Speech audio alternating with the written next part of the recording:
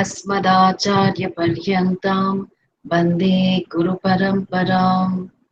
ॐ सहना भवतु सहनौ भुनक्तु सह वीर्यङ्करवावहै तेजस्विनावधीतमस्तु मा विद्विषावहै। ॐ शान्ति शान्ति शान्तिः।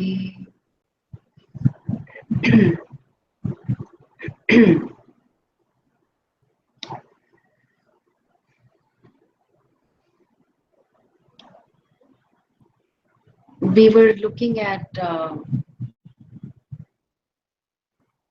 the sadhaka approaching the teacher, because the person has atma ichha, and in the first verse there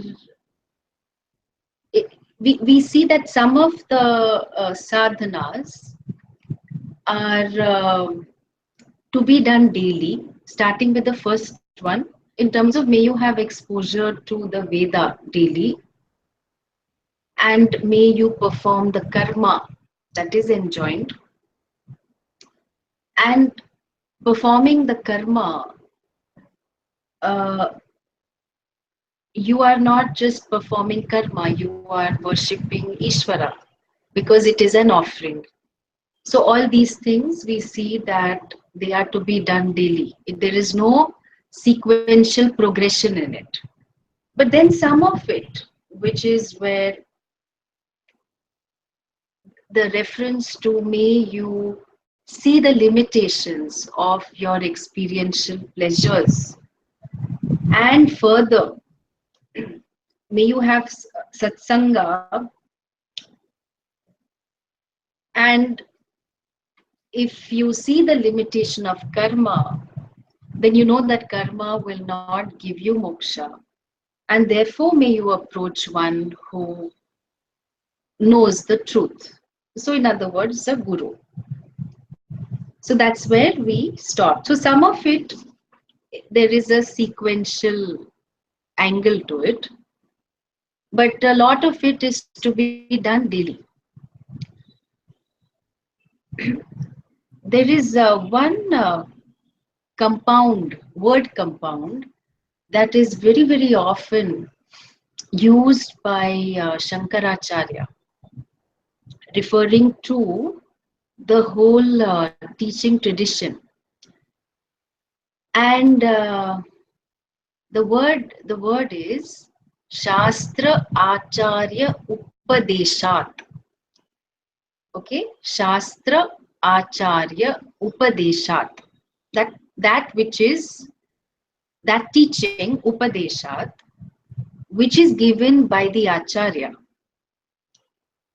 And the Acharya has nothing new to say but the words of the Shastra.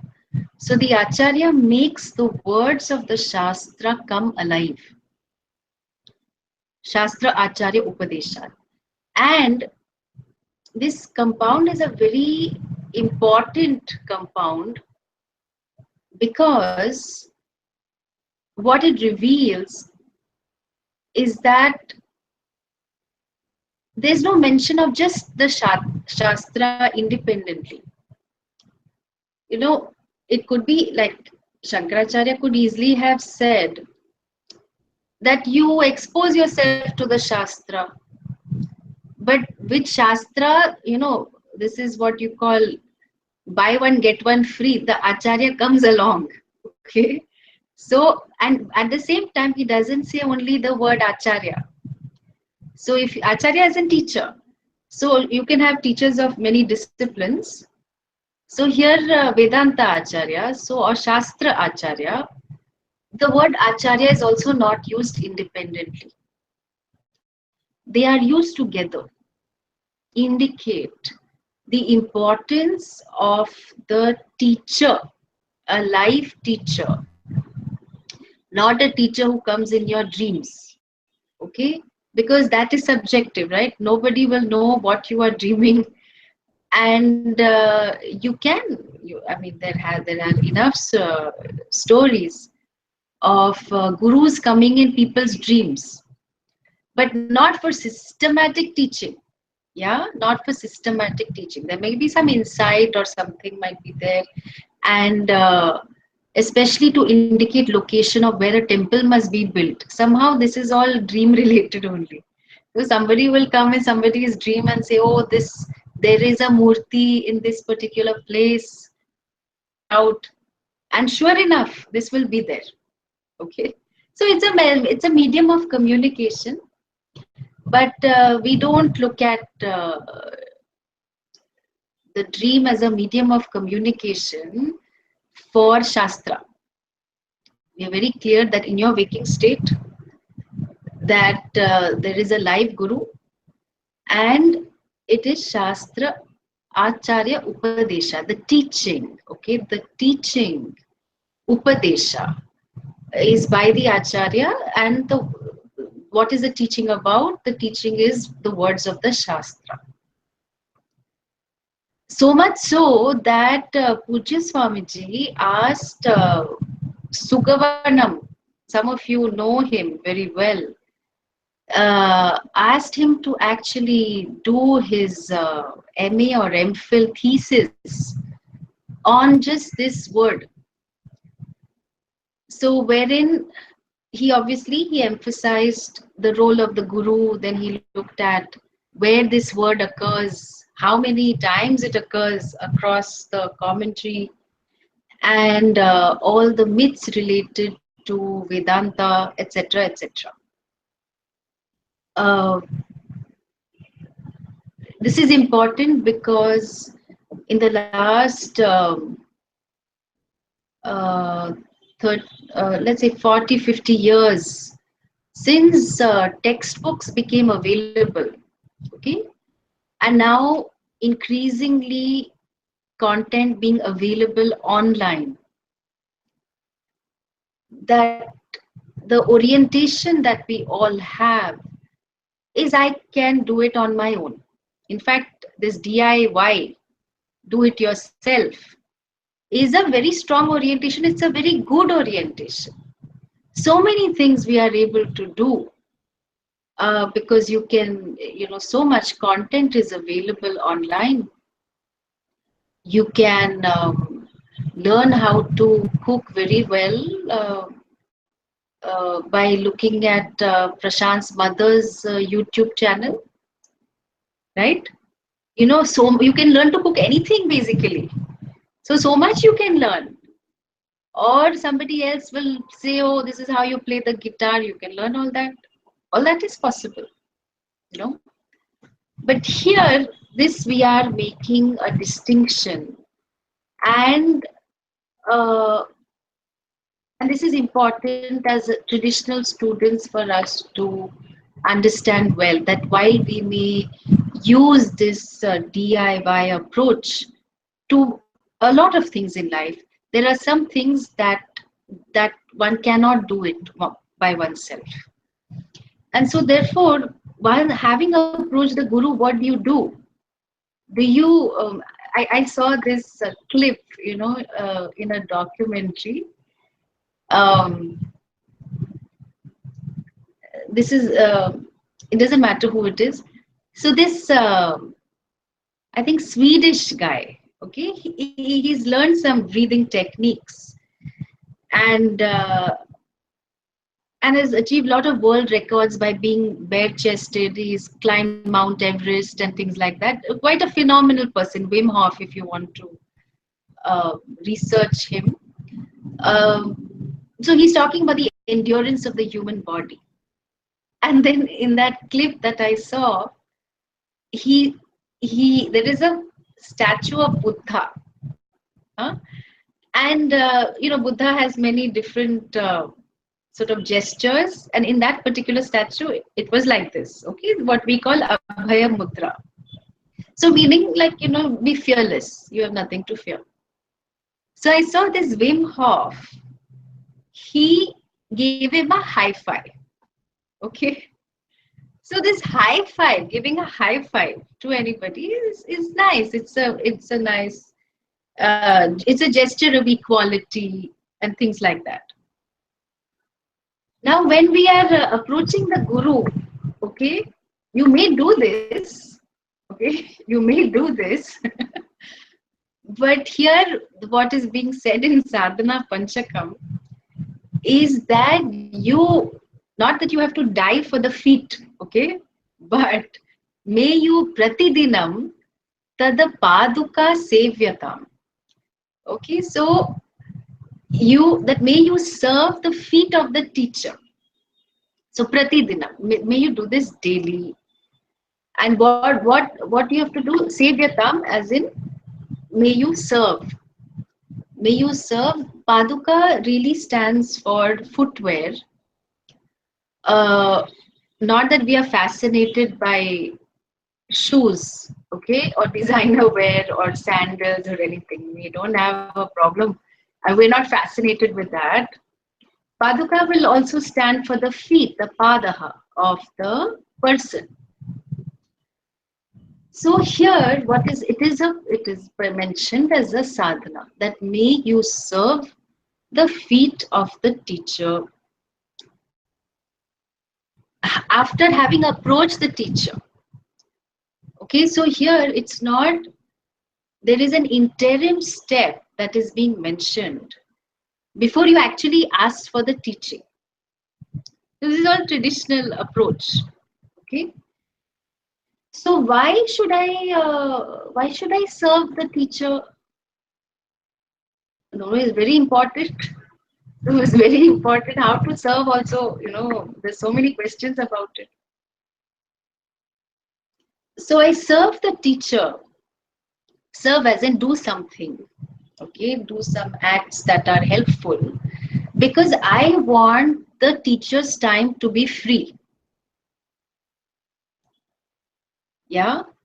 See, because now a lot of Pujya Swamiji's students who live in the West, they, even some people who live in India, they cannot afford to spend all their time with the Shastra. Why? Because living is very expensive. And so they have to make a living.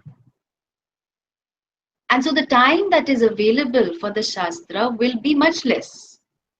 Okay? And that's fine. It's a choice. No problem with that. What I'm highlighting is that so that the Acharya, so that the Guru is not spending a lot of time, inordinate amounts of time, trying to make a living. Therefore, that time has to be freed up.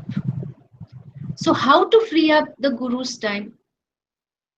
So that if there are people who are of service, who are able to do something for that person, then it means that the Acharya doesn't have to go to earn a living, so to speak.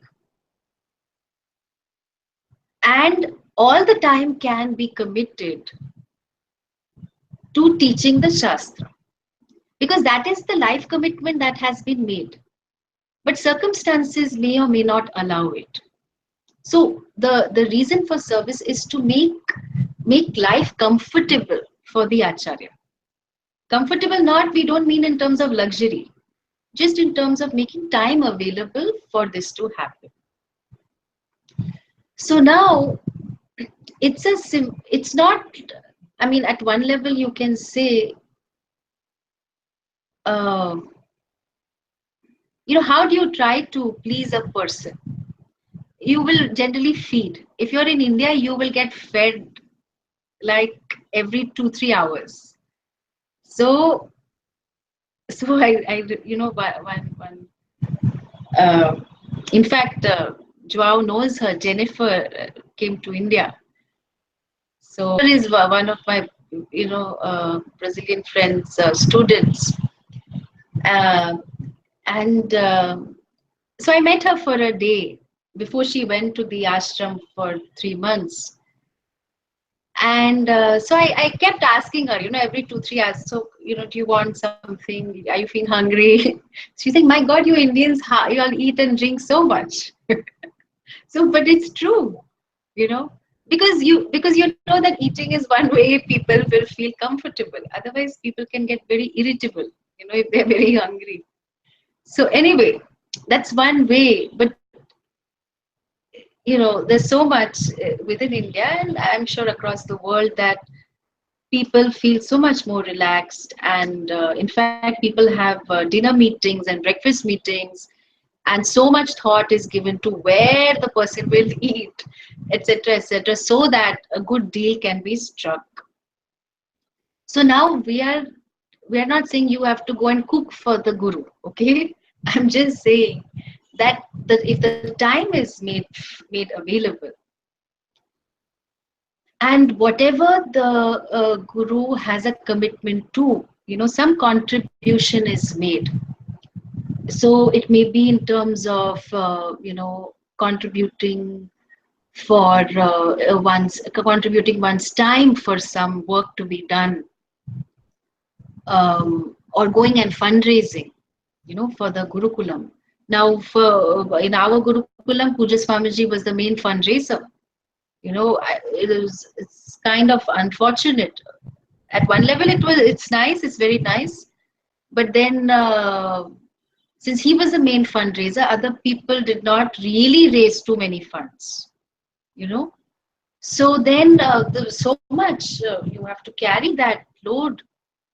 Um, and so active fundraising programs to run the ashram, to run the Gurukulam, uh, you know, they need to be done, because managing a temple is a part of the agenda, and then food is offered free, so many people come, etc., etc. And if the setup has educational projects, you know, so you're educating some tribal children, or you have medical care or some such, so a lot of things, you know, lot of activities require time, require skills, require a lot of effort.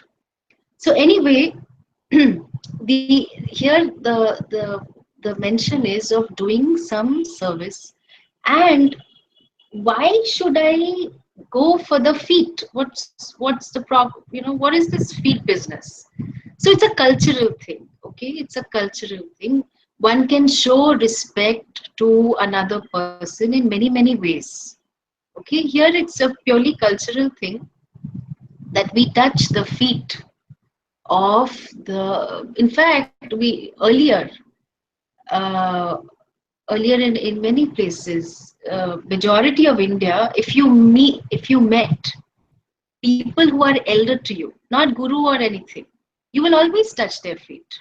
Okay, because it was again a cultural practice that was there. It was promoted in all of us.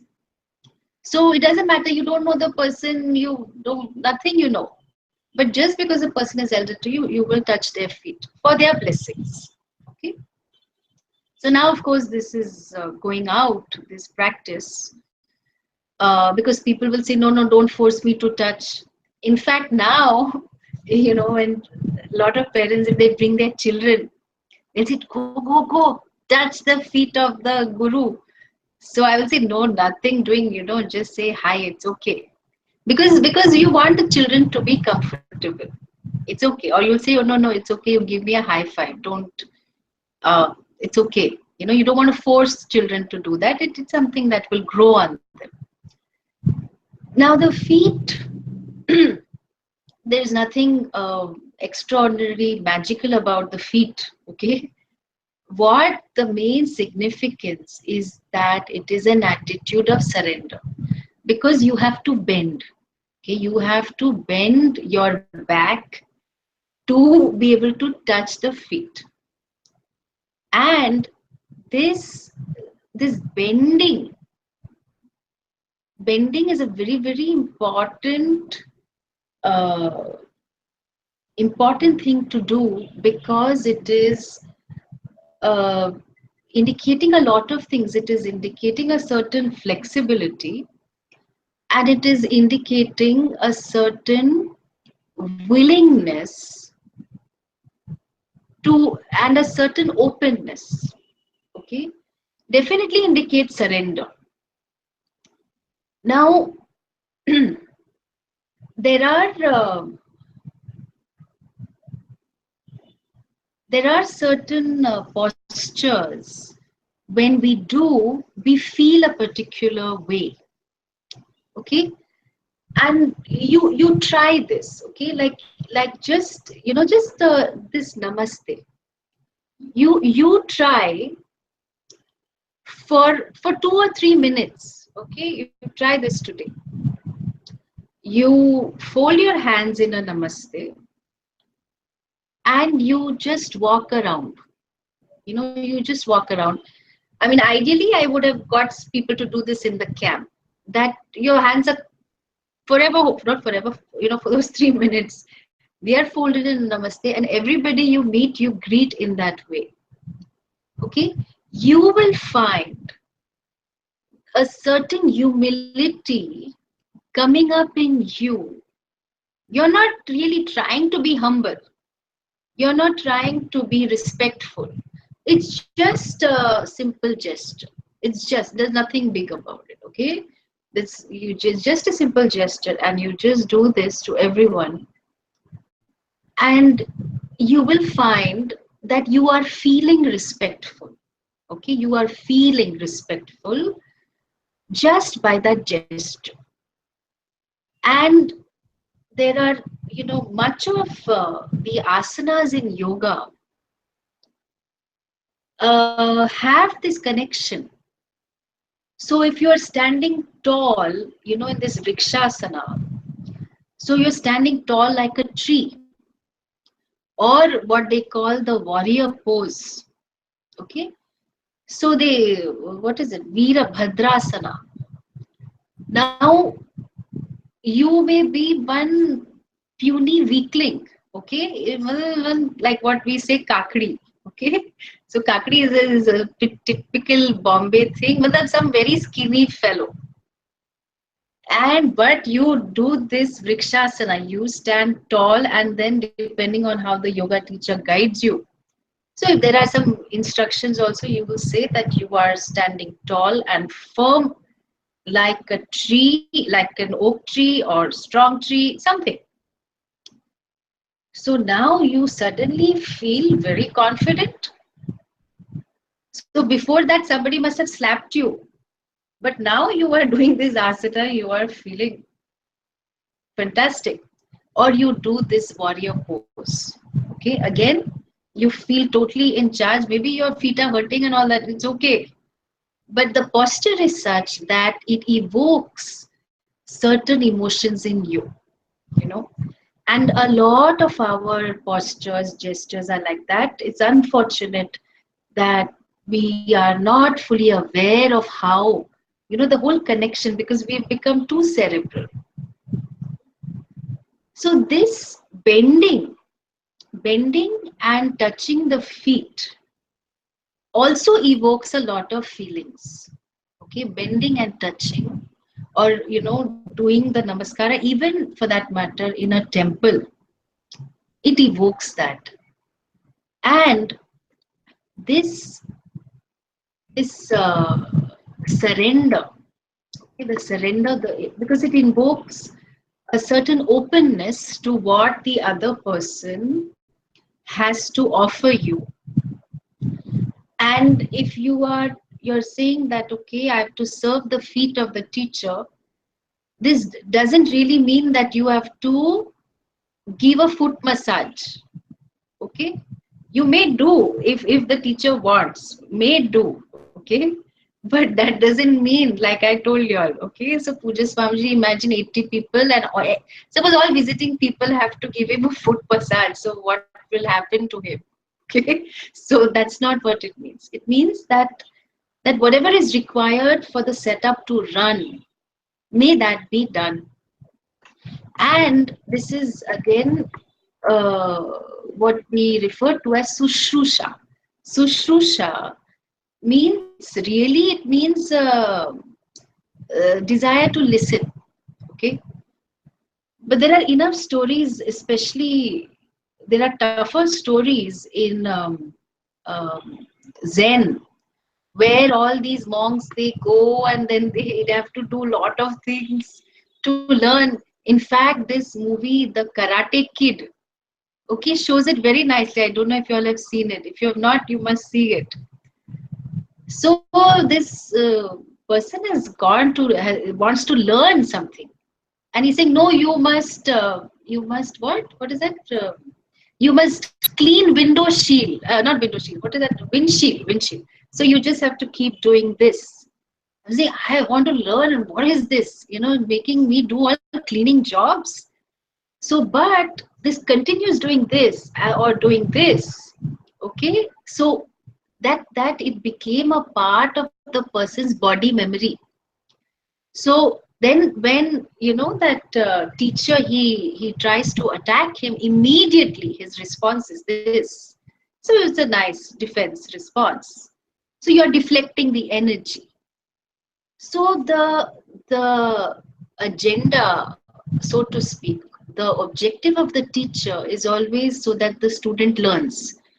But the student doesn't get to choose how the learning will happen. Okay, the student doesn't get to choose in traditional settings. So you have to go through the motions. You have to go through. You have to do certain activities which you obviously don't like doing, and but you still do it. You still do it because of an attitude that it is going to be helpful, that you want to be of service. And here I want to mention it because it's a very recent uh, incident. So this person, Jennifer, who came from Brazil with the intention of she wanted to see what it's like to live in an ashram, because she's intending to do a full time course.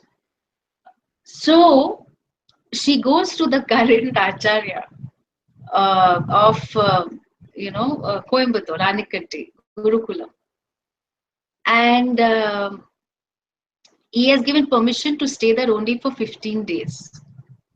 And he actually tells her that you are here for a very short time, and don't come to me asking me for different permissions, because she would say, Swamiji, can I do this? Swamiji, should I? You're not my student. So you do whatever you want. You're free. You do whatever you want. And she was so upset, and naturally so. So because she's like, you do what you want, because you're not a student of the course, and you're not my student either.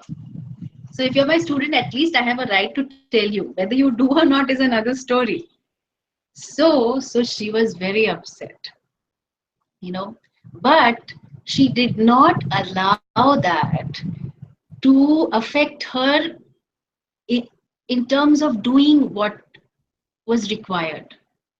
So there were lot of people, lot of little seva was required in the temple.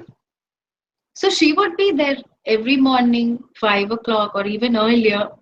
So cutting the fruits for the prasada, etc., etc., and just being available and telling the Swaminis, who help manage the temple activities, that whatever you need, I'm here. Okay. Now she could have taken the view that I'm here for 15 days only. I can listen to the classes, then I can do this, I can do that, I can think, I can read, etc., etc. This is my time on my own. She could have taken that view, okay, and said, how does it make a difference whether I help anything, I don't help, or who cares? Nobody cares. And now, this Swami also has said that you do what you want. So I have got full license. I can do what I want. But she didn't do that, So she made herself available for anything that was required to be done. And so much so that she, of course, she continued to stay there and outside for almost 3 months. And then finally, when she was leaving, the Acharya did say that, you must have gone through a very difficult time. But I see that you are very sincere and dedicated. And I see that you are willing to learn. That it may be true that you have come at the end of this current course, may not have learned everything, but it's okay because you have the right attitude, you know. And this is very, very important. And I mean, I was very impressed with this attitude, particularly because I had warned her that it's going to be very lonely in the ashram now. Okay, why? Because it's towards the end of the course, and most people are very busy with their own reading and learning and everything. And I had told her, nobody is standing there to welcome you. Okay, you are there, you are going for yourself and for the teaching, etc. But when it really hits you that nobody really cares, okay, not because they don't care, but they are just too busy with their whatever is happening with them, the full-time students. And then she asked 2 3 people, can you help me with some Sanskrit and things like that. And they said, sorry, we don't have the time. So I'm like, oh my God. So I was getting more and more shocked. And so it has been very upsetting for her, because, and she's cried and cried, but she has continued to stay there. And now she's so happy that she managed to do it.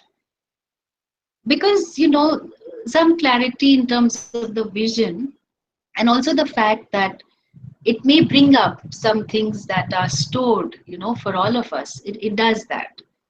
So what I'm highlighting to you is really that attitude to help. Okay, not because you want to get brownie points, but that attitude to help is something that we want to cultivate. We really want to cultivate, because it is, like I have said earlier, and I had given you all that assignment, that you give away something that is important to you. That when you extend yourself, when you reach out, then your understanding of AO, I learned another word. So your understanding of I really expands. And that's really what we want. So I can't say, oh, Atma is limitless. But I cannot help you. I'm too busy. I'm just in my own thing, and I'm only busy with my self-realization, etc., etc. That doesn't make sense. See, there may be practical reasons why the person said that, I'm sorry, I can't help you. I'm very busy, etc. Okay, I mean, you're welcome to say that. But I'm saying that the attitude to reach out and help is something that that gives you a lot of satisfaction and peace of mind. And across the world, research studies have shown that if you are the types to keep getting upset, then rather than deal with the upset, just go out and help somebody. Just go and do that, because it totally shifts your perspective. So that's in terms of general helping. Here the emphasis is on being of service for whatever needs to be done. And so this Paduka Sevanam is really a Lakshana for service. It is an indicator of service. And that you have to prove your qualification, So you can't just say, oh, no, I think I have a lot of viveka, etc. See, and this is the limitation of online teaching. Okay, in the sense that I have to take your word for whatever you say. Okay, which I'm fine with. That if so, it's all about self-reporting.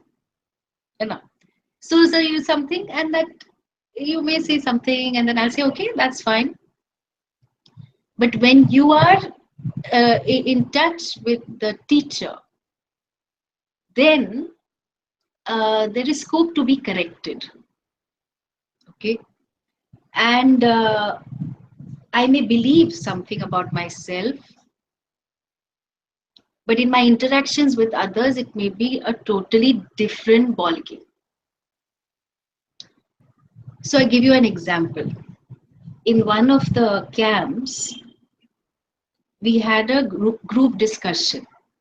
So that people were split into smaller groups, and then Vedanta camp, and then each group had to select one member to talk about the highlights of what the group had discussed. And so the person, so that representative of this small group came forward and presented some points. So this representative, they struggled with a few points. So then one other person came forward from that small group, said a few things, and said, I said this better than her. Okay. So this person who was from my group, I said it better than her. And so immediately I had to step in and say that this is not a competition, right? We are not here to prove we are better than each other. The task given to the group was to talk about the highlights of a particular topic. But this other person who came forward had so much inner pressure that, oh, you know, she's not doing a good job representing our group. I will come and I will say, okay, fine. You have that. Very good. You came forward. But to add as a parting shot, what I said it better than her. Okay. So this is not right. So when I pointed this out to her, so she started crying. She's saying, yeah, that's true. Actually, I should not have done, and I have learned so much. But what to do? I always feel competitive towards other people. Now, this kind of a situation would not have come up if one did not have that interaction with the student. Okay? Because teaching is one thing, but to be able to interact and see people in action, so to speak, is a totally different ballgame.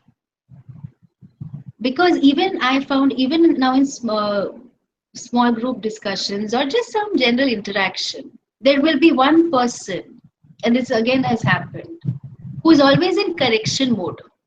So these two friends, they're going along, say, don't do this, you don't do this, you should do this, you should not do this, you should do that, etc.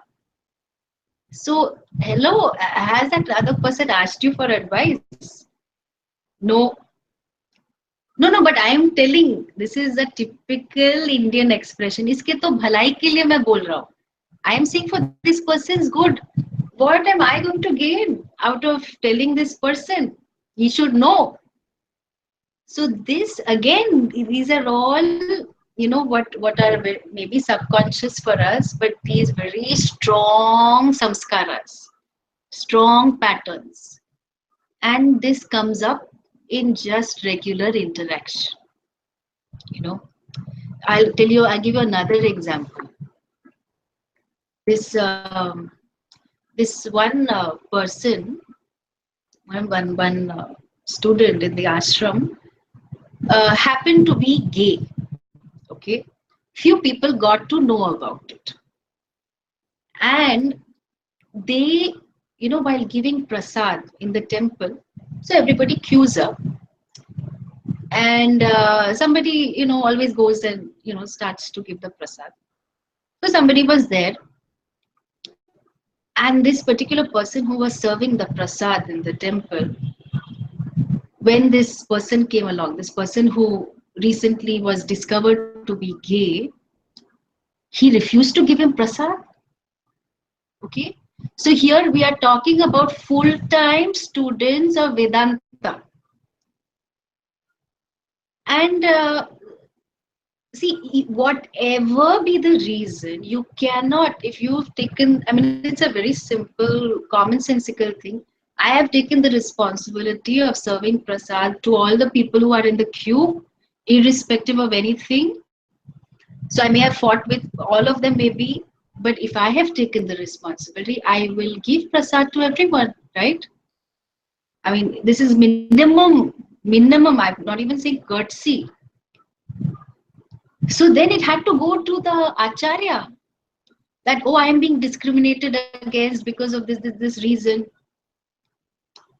So I'm giving you all real life examples to show that this, being of service is one thing, but the whole purpose of that is I may get antakarna shuddhi. I may be of service, but I,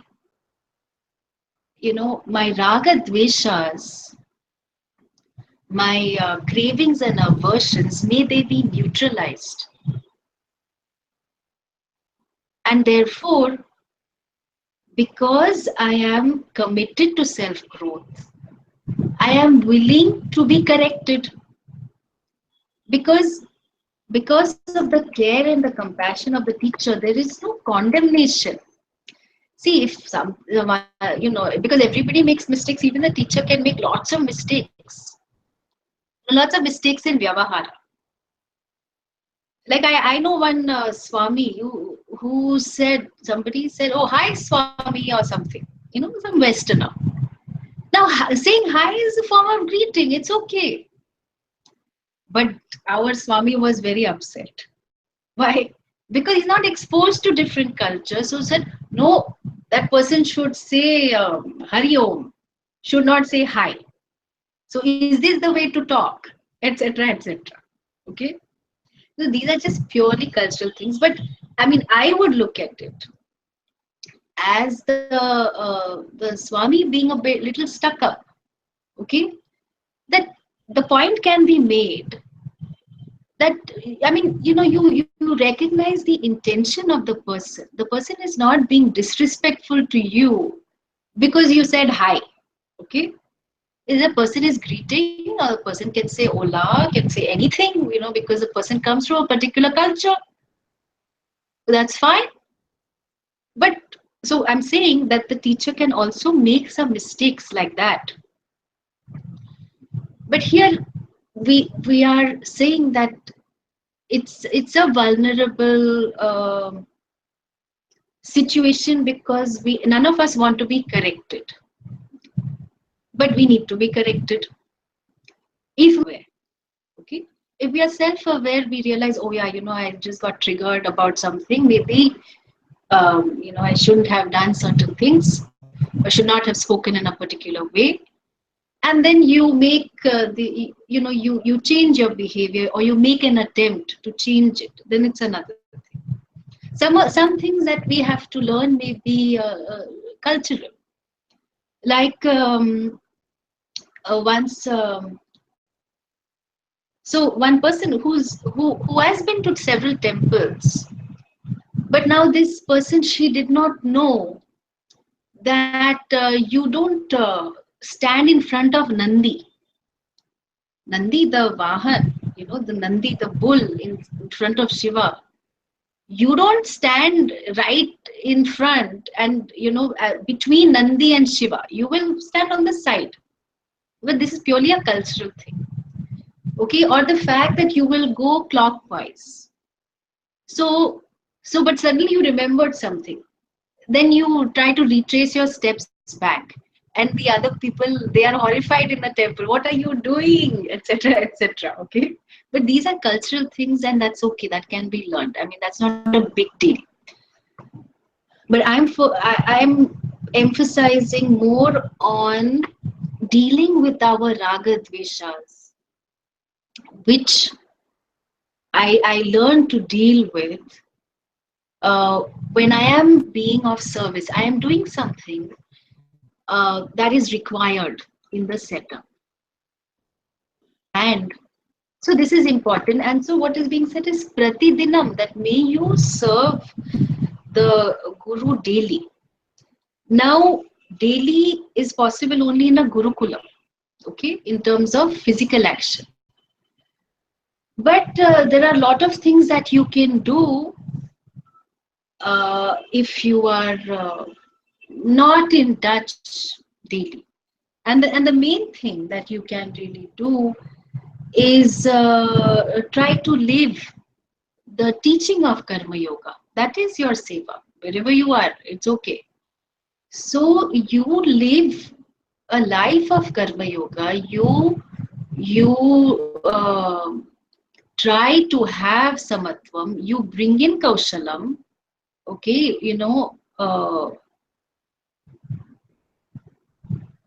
improve your skill sets in what you do, how you do, etc., etc. Whatever you're doing, all of that, you uphold dharma in different ways. If there is a way you can be of service offline, you look into it, you see what you can do. So that's about this particular thing. It's a very important thing traditionally. Um, and a lot of people, even who have served Pujya Swamiji, have spoken about how much it has helped them.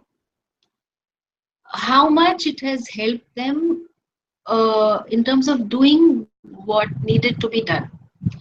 So pitching in terms of aim for seva, doing this, fundraising something, or for some people even managing the garden outside his kutia. So depending on your skill set, um, mm, your aptitude. This Swamini Brahmananda. Some of you may have heard of her.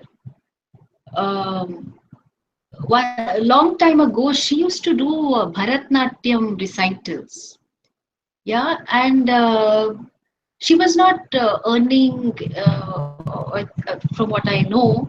So what she would do is she would do performances, and then whatever she would get, she would offer to Pujya Swamiji.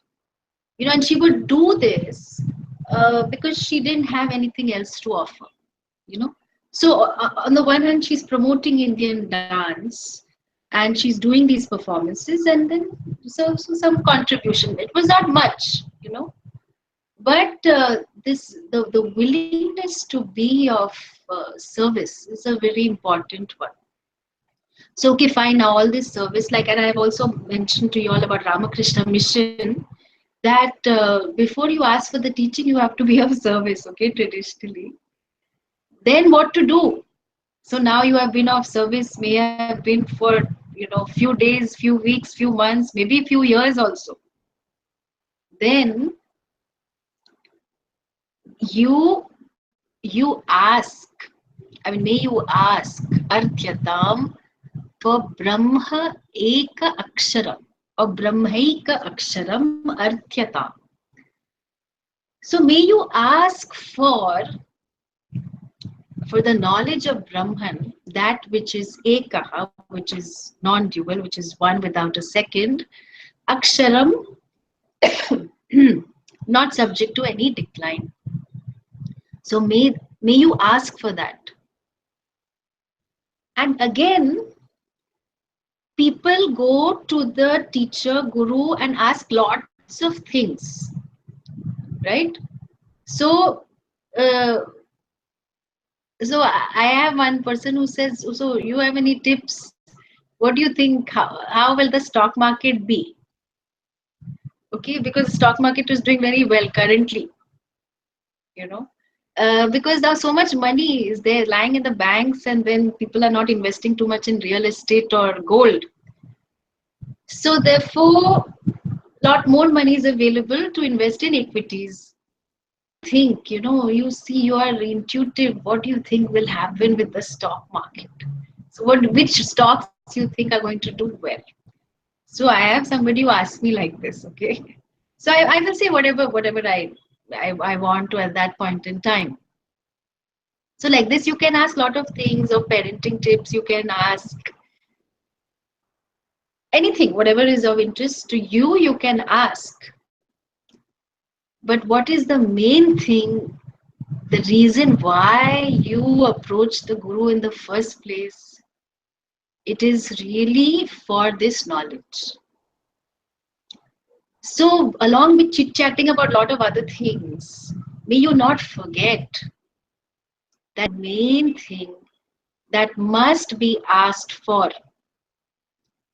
So you can say, oh, I also was into social work, and we can have lots of discussions on that. I'm happy to have a discussion on anything and everything. Or what to do, how to, what does the Gita have to say about Sattvika food? What shall we do about organic food, etc., etc. All this discussion can be had, you can ask. But like I have said, you don't go to the Prime Minister or whoever is the most the highest position in the country, and you don't go and ask for a pumpkin, right?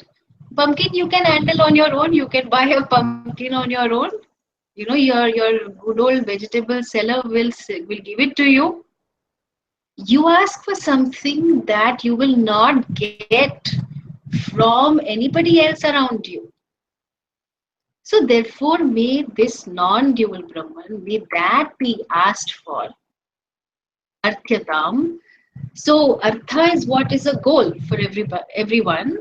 Arthyatam, Prarthyatam, that may you pray for it, may you ask for it.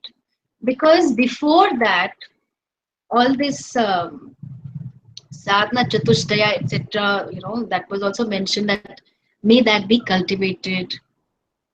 So with adequate preparation, you go and after being of service, some sort of service, to ask for this. And just like we saw in Mundaka Upanishad, right? So there were two references to it. So what is that? Knowing which everything is as well known. It's there in that Upanishad, it's there somewhere else also. Or for that matter, in Taittiriya Upanishad, Bhrigu asks his father, Adhihi Bhagavo Brahmeti. So please teach me. We see Arjuna also asking, where he declares himself as a Shishya. Shishyasteham Shadi Mam Prapanna. So please, I surrender to you. You please teach me. So teach me, just the mention of the word Shishya, Shiksha Yogya, that I am worthy of being taught. I can only declare my position. Now you still have to decide whether to teach me or accept me or what. Okay. So but I am showing, my willingness. There is that verse which says, you can make me the king of all these worlds. I don't care for it. So indicating my viveka and also my vairagya. So Arjuna does that, and he asks for. He asks to be taught. He asks for a way out. So please tell me that which will take care of my sorrow.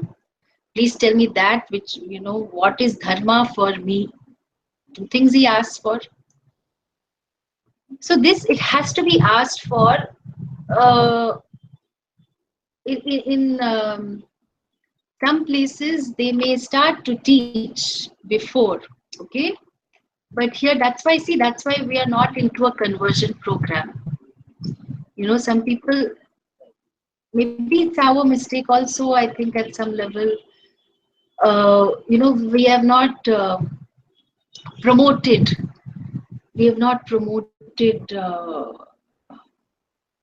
an awareness of Vedanta. Okay, I'm saying awareness. I'm not talking about promoting Vedanta as a whole, but even awareness. A lot of people don't even know that something like this is there. And there can be many reasons for it, but one reason, at least for the traditionalists, is that people have to ask for it, and only then it is to be given. So in my great thing of generosity, I will share with the world, is that the other, we don't have that. So we can share a lot of other things, all teachings on dharma can surely be shared, okay, even if the person has not asked for it, okay. But ideally, when the person asks for anything, the person is receptive. The person is receptive, is eager to learn, is open, is not defensive, and therefore the chances of that knowledge working for that person is very, very high. Is very high. It's like that, no, that when we are receptive and we are learning something, we are reading something. It could be totally not non-Vedanta related, or you're seeing some news, some particular topic that is of interest to you. You just absorb it totally, and then you can reproduce what you have learned or what you have understood because you are open and receptive. So this Brahma Eka Aksharam, may you ask for it. So may you not shy away from it also. Saying, no, let that, because in some settings, it's like that. Let the teacher decide. Let the teacher decide when I'm ready, then, but I will keep doing seva. But here, it's okay. You must ask for it because it is indicating a choice on your part. It is indicating a choice on your part, right? And therefore, you ask for it. And then what else do you do? So Shruti Shiraha Vakyam Samakarnyata. So this Shruti, the Shiraha is head. Okay, so the head of the Shruti meaning what is the most important section of the Shruti, the Veda, is the last tiny section of it, which is the Upanishad. If you are looking at head and tail, actually you may call the Upanishad the tail, okay? But here, what is the whole tatparya, the purpose of the whole Shruti, the Veda? It is moksha. It is moksha shastra. That while, artha, dharma, kama are achieved, fulfilled to a great extent, the purpose of human life is really to discover that you are not a human being. Okay?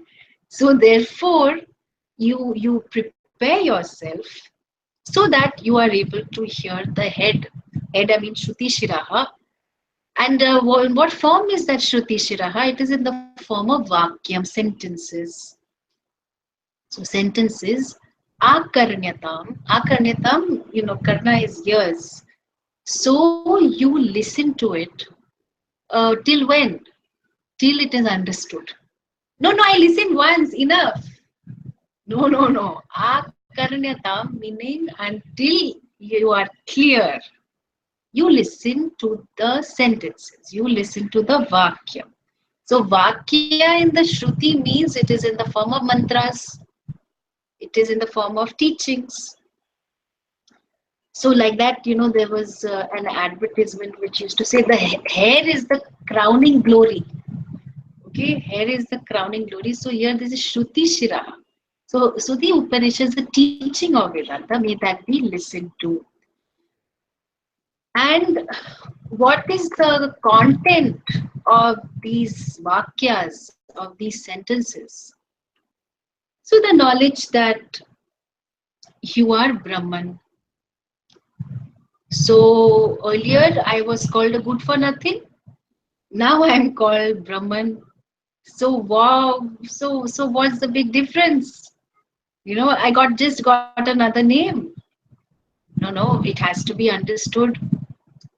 So until I decide to listen, I need to have Shraddha, right? Until I decide to listen. But the knowledge of who you are is not subject to your Shraddha. Okay, your Shraddha, your devotion, your trust, pending understanding.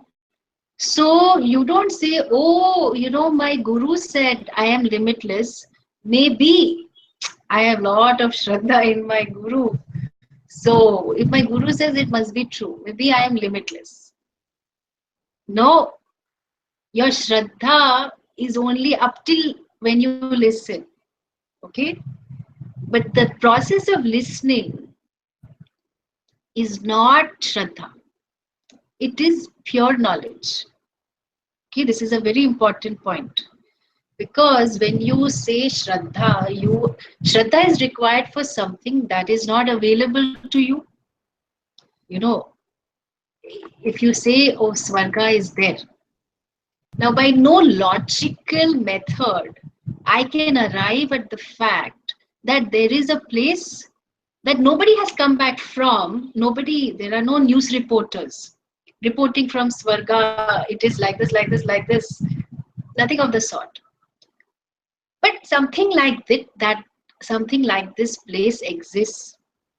It has lot of comfort, it has lot of pleasure, etc. So it is a matter that is outside my perception and inference. So for that I need to have Shraddha. But suppose I say, look at this beautiful rabbit. Okay, look at the wonderful ears of this rabbit. So you say, what happened suddenly to her?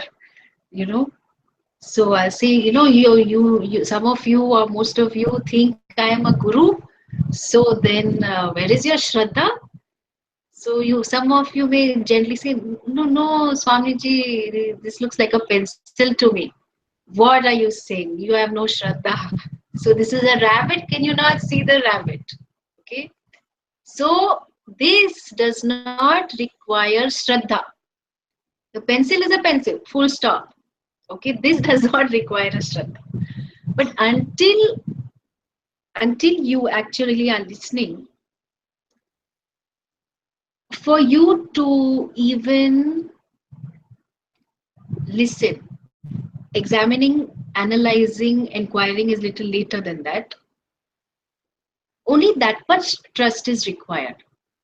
That what this person is saying could be true, possibly may be true. That much. That's quite okay. That's, you're not really sacrificing too much, right? You're just having working trust. So this listening to the words of Vedanta is only after you have asked for the teaching. And some of it sounds true to you. That's why you have that trust.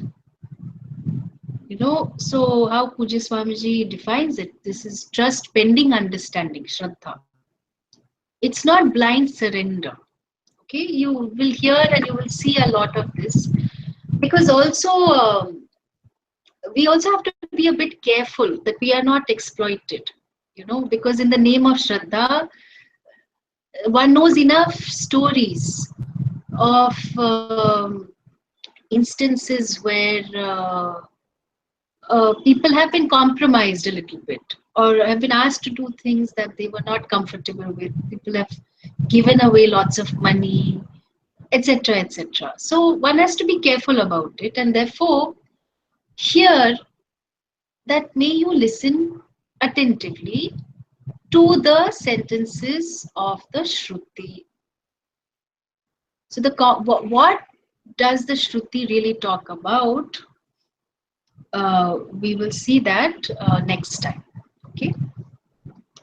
Om Purnamadah Purnamidam Purnat Purnamudachyate Purnasya Purnamadaya Purnameva Vashishyate. Om Shanti Shanti Shanti.